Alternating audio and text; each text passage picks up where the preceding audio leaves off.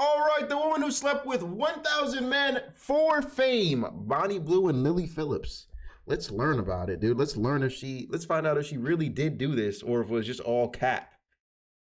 Online, particularly in certain social. If you spend any time online, particularly in certain social media circles, you may have come across the names Lily Phillips and Bonnie Blue. Whether it's viral tweets, extreme challenges, or their unconventional career choices, these two have carved out a hole for themselves on the internet's bathroom door. But while some see it as savvy entrepreneurs taking advantage of modern platforms, the majority argue that they epitomize I guess. Savvy entrepreneurs shit. Can't really. Some see it as savvy entrepreneurs taking advantage of modern platforms. The majority argue that they epitomize the very worst aspects of internet fame. Clout chasing, controversy baiting, and blurring the ethical lines for financial gain. A year ago, I made a video about OnlyFans creators infiltrating football clubs and their fan bases. However, since that video has been released, the aforementioned duo has blown anything that could be considered morally questionable in that video out the fucking window. Both Lily Phillips and Bonnie Blue started their careers in relatively normal ways. Lily built up her following through a mix of lifestyle blogging, which quickly pivoted when she realised controversy equaled engagement. Well, I started when I was at university. Very, very tame stuff. Hand bras, underwear, things like that. Because I was at university, I was the like... gateway drug. Anyway. The gateway drug, bro. You're just like, man, I need a little bit of money. I'll show some toes. I need a little bit of money. I'll just take a picture of my panty stain and post it on Reddit and see if somebody bites. Somebody does bite. He messages you on Reddit. Ping! 5 a.m. in the morning.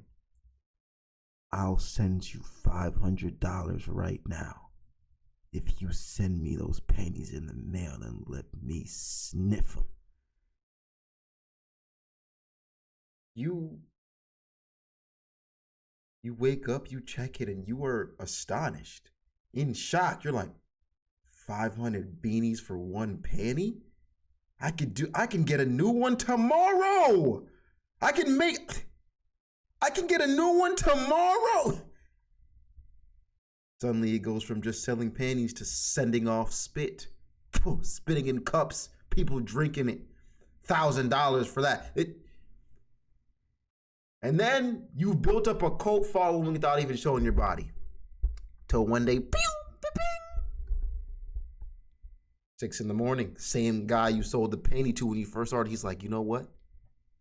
You let me get full body action, all pics, all angles.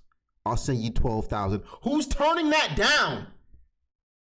Nobody. This is a terrible gateway drug, man. I could make a little underwear, things like that. Because I was at university, I was like, I'm being a anyway, could make a little bit of money. Bonnie, on the other hand, transitioned from a corporate background. So basically, I used to work in recruitment. I was bored of living the 9 to 5, just doing the average life. And I was like, I'm going to give this a go. Started off doing cabin for about 2 weeks, you know, when you sort of online speaking to people. And yeah, like they gave me the confidence, like having hundreds of people coming on a website saying, oh, you're beautiful, or like wanting to see more videos of me. So yeah, I was like, you know what, I'll try OnlyFans. What set these creators apart from other influencers was their willingness to embrace controversy, not just a byproduct of their content, but as a deliberate marketing strategy. Whether it was provocative statements, staged Twitter beef, or capitalizing on trending scandals, both figures managed to stay relevant by ensuring they were always in the conversation, regardless if it was good or bad. This string of press really began when Bonnie Blue went on a world tour of shagging borderline legal teens, first hitting the headlines when she traveled to the Gold Coast of Australia, where she slept with dozens of 18-year-old boys in the first weekend of the schoolie celebrations. This stunt was followed by her traveling to Cancun for spring break, documenting herself with 120 students in 3 weeks.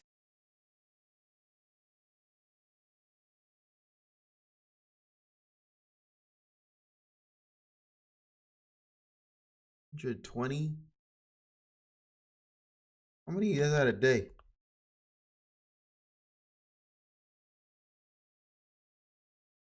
Six bodies a day. 6 bodies a day? You even have time to even have fun on spring break? Like, is that even fun anymore? Is that even a fun spring break? After wiping herself down, she then attended Freshers' Week at Nottingham University, where she slept with 137 teenagers, lecturers and grandparents. The most insane party... What? Slept with 137 No, we didn't hear all this. Lecturers and grandparents. The most insane... Grandparents, bro? So what, your grandpa drops you off at school and she's like, I'm about to give your son the ultimate blowy. Do you want to join in or what? Do you want to join in? Parties that around the uni's campus, Bonnie employed her parents to hand out flyers urging students to bonk their daughter. Yes, it's definitely like no daddy issues. Like people think if you do this job, like, my gosh, you must have had a troubled background. Like that was not the case. Very normal family. Because I've seen that your dad is actually really supportive and he goes out handing out flyers for you and My stuff. mum and dad, it's like a family business. Yeah. Honestly, they love it. So my mum They, like, I don't like how this is being said so normally, bro. Like, yeah, my dad handed out a flyer to a grandpa to fuck me. How does that even make sense? You would be okay with that as a father?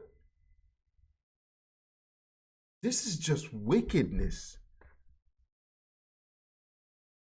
Truly chasing the bag. Your parents don't care. They just like the money. They don't give a damn about you. They just like the money. My mum and dad, it's like a family business. Yeah. Honestly, they love it. So my mum sort of helps me with my social media and my dad works in like a welding company. My mum said to me once as a kid, she's like, don't be the town bike. Because she knew I was sleeping around. Like, but now me being a bike has paid for our bills. Having your parents help as personal assistants for getting ragged by loads of blokes is a move that divided public opinion, with some seeing it as a clever way to manage her business, while others viewed it as an uncomfortable example of blurred boundaries in influencer culture. When does personal management become personal exploitation? Just when you thought it couldn't get any more insane, around the same time, Lily gained worldwide attention by sleeping with 100 men over a 24-hour period for her OnlyFans page. Despite being close friends, to promote the event, a storyline was created where Bonnie Blue beefed Lily for stealing her idea of setting records. This was then followed by a documentary by YouTuber Josh Peters titled I Slept with 100 Men in One Day. Really the video good doc. covered the entire event, looking at the reality of Lily's situation to the equally insane determination of Lily and her staff to make the feat possible. How are you feeling? Nervous, no, excited. It's nice to actually meet the boys because it puts you at ease a bit. Just weird. Like, that's all I can describe it as. It's just so weird. Like, Because it's like she honestly looks like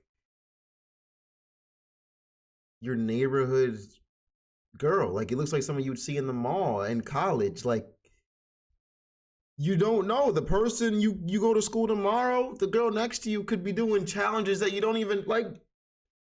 Bro, it's crazy to think about for me for some reason. It's like you just look so innocent. It doesn't seem like it'd be your thing. just weird. Like, that's all I can describe it as. It's just so weird. Like, Lily seemed a bit more nervous than she's seemed throughout this.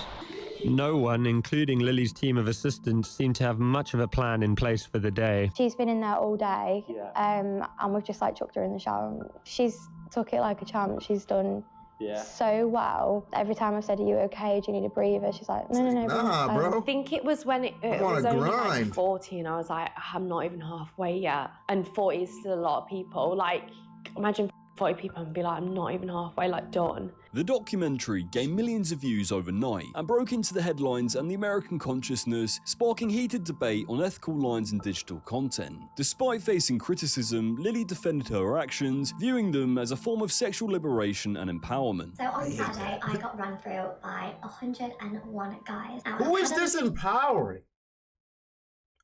That's a serious. Who is it empowering? How is that empowering yourself? That's like me taking every single drug I could find and being like, oh, it's empowering. I'm free to just take all of them. That's just being an idiot. That's just... A lot of backlash so far about it, and I've seen some of the videos and I see your side. Like, I am not trying to encourage other girls to be doing that, like if they don't want to and feel like they have to do that. But my side is like, I'm just a girl trying to enjoy myself, trying to have fun, trying to make some content for you all, trying to get my bag. Like, this is fun to me, this is what I enjoy, no one is forcing me to do this. And I feel like we're going back in time to where women are getting shamed for being a sluzzer. However, later in the documentary, a clip of Lily crying was clipped up and went viral. This is just, I think I said this last time, but in reality, she's probably not the first person to do this. She's just the first person to do it on camera. You know, in brothels and stuff like that, they're probably hitting some brothels back in the day probably hit more than 100 in a day. You know, she's got nothing on them. Sparking concern about her well-being. It's not for the weak, girls. If I'm honest, it was hard. I don't know if I'd recommend it.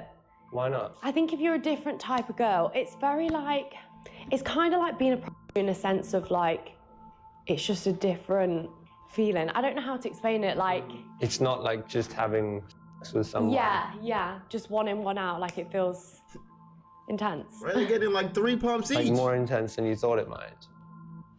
Definitely. Sorry. Okay. Just take 1 minute. Hey, look at this.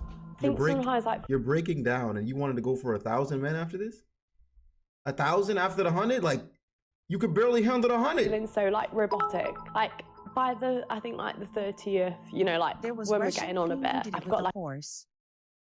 Crazy. Guess someone's got to try something new, right?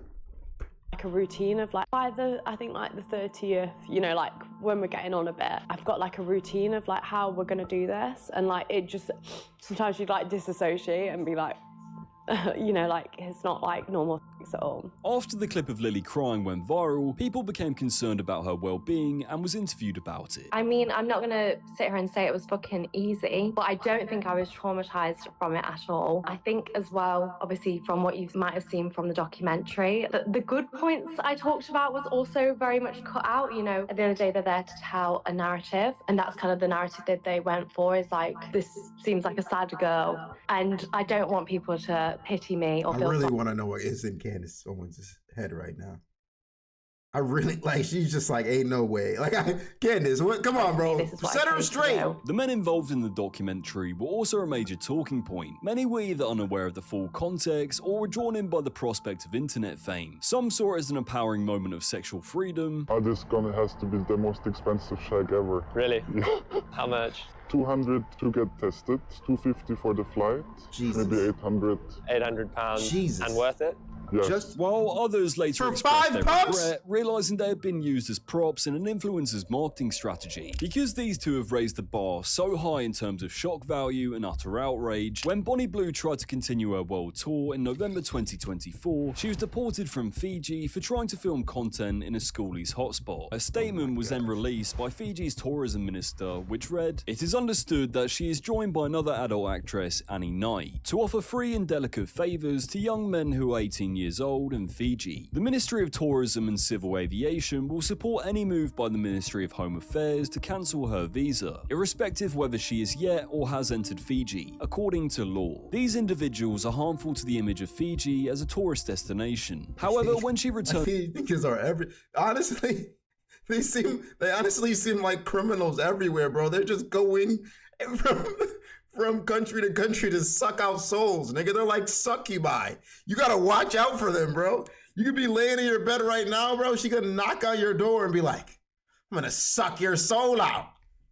You're cooked. To Australia from Fiji for the concluding episode of her world tour, a petition of more than 20,000 signatures was signed to cancel Bonnie's visa. The Australian government subsequently cancelled her 12-month visitor visa after she voiced other plans to undertake paid work. Bonnie's antics would also have a chain reaction of severe consequences for a gambling company. In early 2025, a promo video for Stake, which featured Bonnie, caused the UK's Gambling Commission to initiate an investigation into Stake's advertising practices. As a result, Stake decided to surrender its gambling license and announce its plans to cease its operations. This ultimately meant that impacted the sponsorship agreements with Everton Football Club, which had previously instructed Stake not to use club imagery in promotions. What made it even worse was that the next week, Bonnie took part in the most controversial challenge yet, sleeping with 1,000 men in 24 hours. Executing an event of this magnitude required her to assemble a production team, security personnel, medical professionals, and content content managers to oversee the operation. To manage the sheer influx of participants, which mainly consisted of fans and men in the adult industry, an application system via email was set up, which apparently required ID and waivers to be signed in advance. Like a doctor's office, they were then given a rotating time slot to ensure that it was as streamlined and safe as possible. Just meeting the 1,000-man goal apparently required a speed of 42 men per hour. The logistics of it, honestly, it was crazy. A few men reported feeling pressure to perform due to the nature of the event, where social validation, online clout, and the sheer spectacle made it difficult to back out once inside the venue. Videos started getting leaked of the event online, which led to memeing, outrage, and the attention of mainstream media once again, condemning the event as exploitative and emblematic of extremes to which— How could you want to be caught in that line? Like someone sees you, they're like, oh, what's this line for? Or all 1,000 of us are lining up to go shag this one woman. Like the line is gonna be pouring out the freaking door, dude. Like, influencers are willing to go for engagement.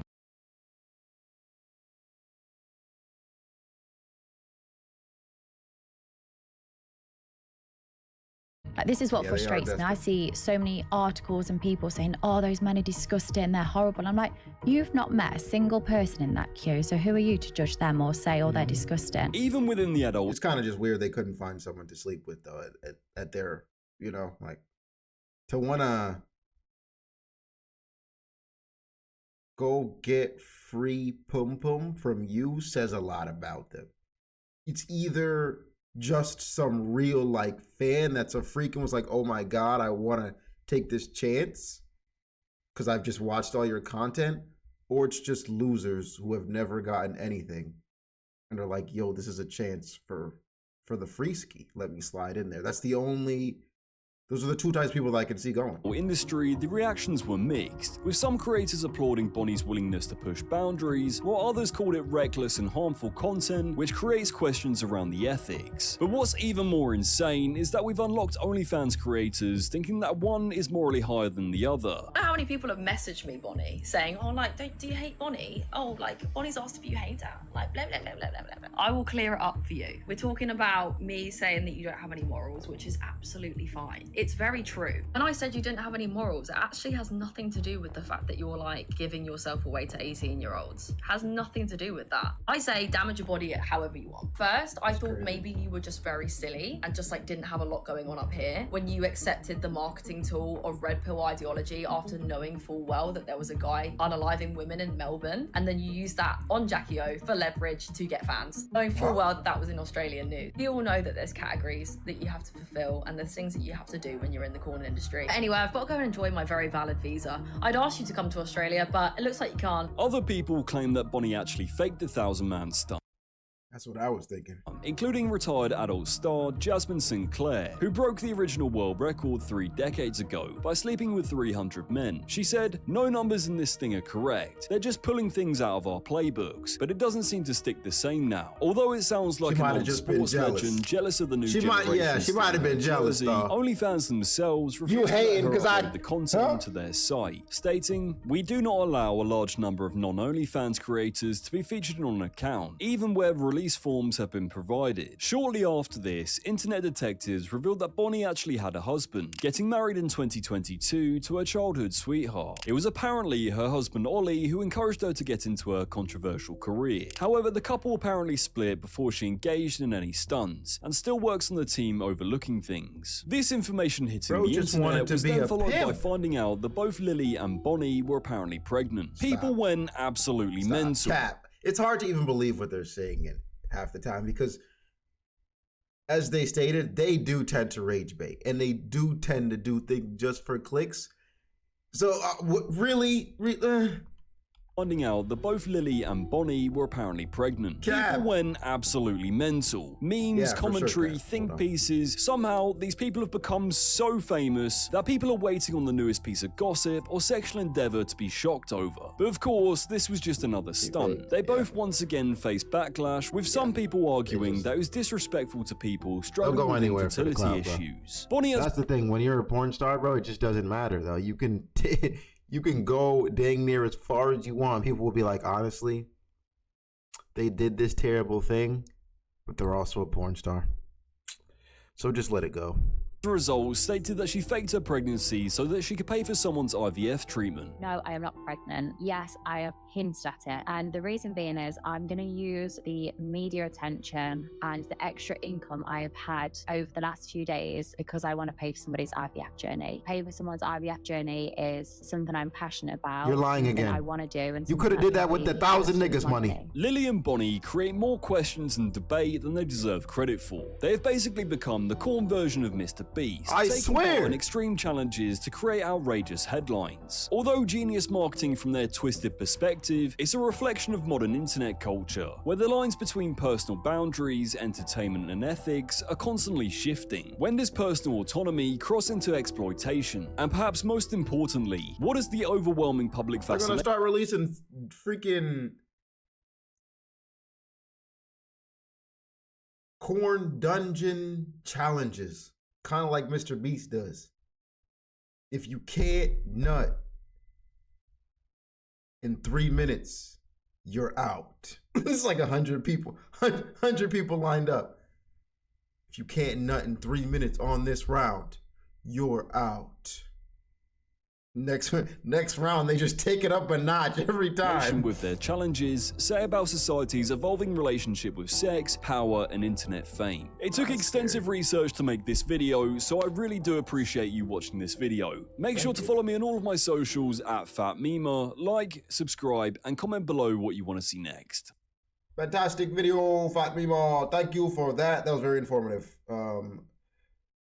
Bonnie Blue and Lily Phillips, man, the rage baiters of the corn industry, the Mr. Beasts of the corn industry, and they are not stopping anytime soon as long as that bag keeps coming in. The other day I saw a video of them, well, of Bonnie Blue saying she earns about $2 million a month from OnlyFans. $2 million a month from OnlyFans, dude? I just can't see her stop. like $2 million a month? Is she stopping for real? No. No way.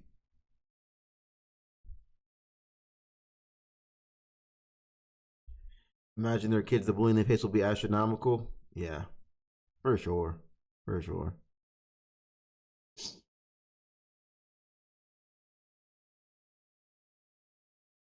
I'm not gonna lie, I struggle with lust, but at least I feel ashamed of myself for it. This is just so, yeah, this is beyond sad, man. This is beyond sad. Now, when I went to Malaysia, these German people filmed stuff like this on top of a religious mountain. Then the next day, the top of the mountain fell off, which the people blame the German guys. They got their ass. Wait, what do you mean? They were having an orgy on the top of the mountain?